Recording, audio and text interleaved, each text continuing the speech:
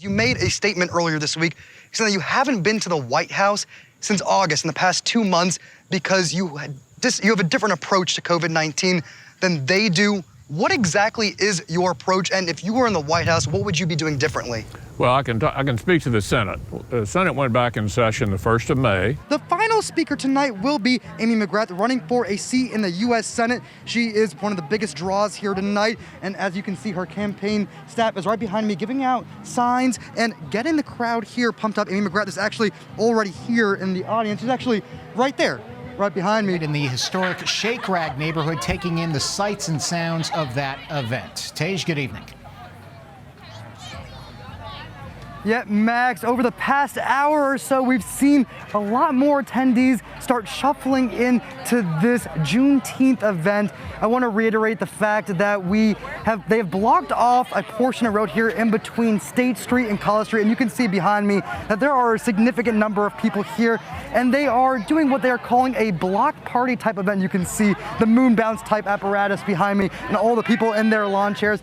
I want to show you one of the main features of this event that they are using to commemorate Juneteenth, and that is the chalk that writes out Black Lives Matter here. We've seen lots of event goers and attendees filling in this chalk, and they're using all kinds of multicolored chalks. They've got blue, orange, yellow. Another thing that is interesting of note this year is that the write-in candidates, write-in ballots really, won't be checked until tomorrow, and that is of importance because the mayoral race here in Bowling Green has only one person on the ballot. That would be Todd Alcott. There are two write-in candidates, Tom Morris and Chris Page, so it's extremely likely that Bowling Green won't know who their next mayor is until tomorrow evening. The new terrible economic realities of the ongoing pandemic have been especially bad for locally owned and smaller businesses. One example of that in Bowling Green is the closure of the White Squirrel Brewery. Now, before the pandemic hit and forced stay-at-home orders, we actually filmed a feature segment at White Squirrel, and today we're going to take a look back at the restaurant and hangout spot that our community lost. Chris Page is the charismatic owner of the Shake Rag Barbershop in Bowling Green. The barbershop is a cornerstone of the local Black community and really Bowling Green at large. Chris Page is known for his work as a barber, but he may be even better known for the work he's done in the community. He's used his barbershop to help provide meals and even host community building block parties. He's built strong relationships with local leaders, and he's a voice for the Black community. Our ancestors have fought from the very first time that they got off the slave ships. All of that community work played a major role in Governor Andy Beshear granting Chris Page a pardon last month. That's right, a pardon. You see, about 14 years ago, Chris Page found himself in some trouble. 14 years ago in Barron County, Glasgow, Kentucky, I was charged with possession with the intent to distribute a controlled substance. The arrest was tough and surprising for his family. And we had no idea that was going on in his life, but yeah, it was crazy. It was scary. But for years now, Chris has made turning things around a priority, something noticed by Governor Beshear. You know, there's lots of people that make mistakes. Not a lot of people use those mistakes as positive motivation in the way that Mr. Page has, and look at all the good he has done. And Kristen Lawson certainly has looked at all the good her father has done. Things that he does for the community inspires me to figure that out in my own life, like how I can do that too. Chris Page credits his religious beliefs as being a centerpiece of his personal turnaround. The turning point with me is when I renewed my relationship with God. I feel like I heard the voice of God speak to me directly. But even with all the changes he's made, Chris Page's pardon efforts were helped by the recommendations he got from elected officials. Chris is a classic example of an individual who has learned his lesson, and I don't ever think that that will change or he will go back in any way. I believe the city of Bowling Green is indebted to him because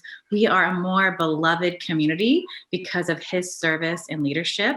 So it was an honor and a privilege to write about that work. Of course, Chris is thankful for all the officials who supported him. These people are elected officials. They're not going to stick their neck out for somebody and not have seen the work that they've done. So I just want to say that I'm grateful for them, and I always will be indebted to them. And while Chris Page may feel indebted, Bashir believes he truly earned the pardon. This is one of those examples where you saw somebody so committed to doing right that they earned that spot and that redemption. Reporting for WNKY News, I'm Tej Joshi. Taylor Sinanacone and Kayla Huerta are the co-founders of the Young Again Clothing Boutique, an online retail business based in Bowling Green. They find unique, fashionable, and reasonably priced clothes by shopping at local thrift stores. They then take pictures with models before marketing the clothes on Instagram, and they even deliver some of the clothes to customers themselves.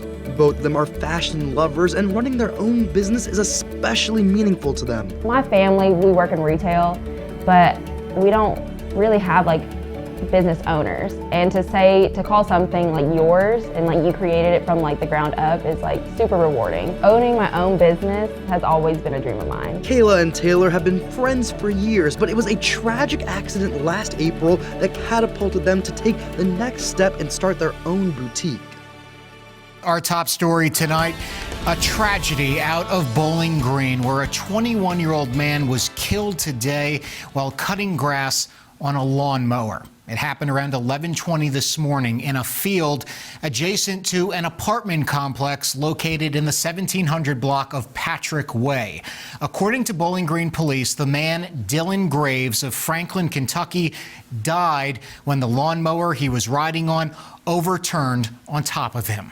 Dylan Graves was longtime friends with both Taylor and Kayla, and he and Taylor had even been dating for over a year. The very first moment that I figured out that he passed, I was at work actually, and I was working in retail in the mall. And I remember thinking everything was a joke because it happened so quickly. Because in life, you don't ever think anything that tragic could happen to you. You know, that's not your life story. So like, it's not true, right? And it happened, and I remember feeling like I lost everything. I really did. I felt like I lost a purpose, a drive. I lost love, of course, and I didn't know who I could talk to, and literally the first person I called was Kayla. After the accident, Taylor relied on advice from her family, friends, and especially Kayla to get through the accident. Some of that advice was the foundation for the Young Again Boutique. You know, even though Dylan is not here physically with you, you have to keep living for him. You know, he wouldn't want you to be upset and crying every day. You know, he would want you to follow your dreams because he was just such a passionate person, and the people that he loved, he wanted them to follow their passion. So I know that if I keep on pursuing this dream of mine, that would just make him happy and proud, and that's what keeps me going. Just being able to carry on his fashion sense to the community that we have is really just awesome, to be able to experience him living through other people, that we get to share the enjoyment and love and passion that he had for fashion. Kayla says it's important to find good out of a tragedy. You definitely don't prepare for this. You know, I think we all have this mindset that we're all just gonna live forever in a sense, that we definitely don't realize that any day is just not promised. But I do feel like that it really did deepen our friendship. We definitely did lean on each other quite a bit. And so after the incident, I feel like we were really close just all day, every day. Just trying to figure out a way to have light in the situation. And Taylor is thankful for the help Kayla gave her. I would tell her to thank you for saving my life, honestly. Thank you for inspiring me to be a stronger woman, and she has honestly strengthened my relationship with the Lord and with my friends, and she's just an amazing person. Taylor and Kayla's friendship is now even stronger, and they both hope to continue their passion and grow their boutique. We have all these ideas, and we have this boutique that we want to make big and that we want to just make it as great as it can be. And Taylor has advice for anyone else going through a tragedy. You have to live on for that person, you know, whether it's a family member or, you know, someone that you love, a friend. You just have to keep living life to the fullest, because it just shows that life is way too short. We don't have enough time. Do what you love doing, like follow your passion and your dreams, because that's what life's all about. Thanks for watching this week's Monday Motivator.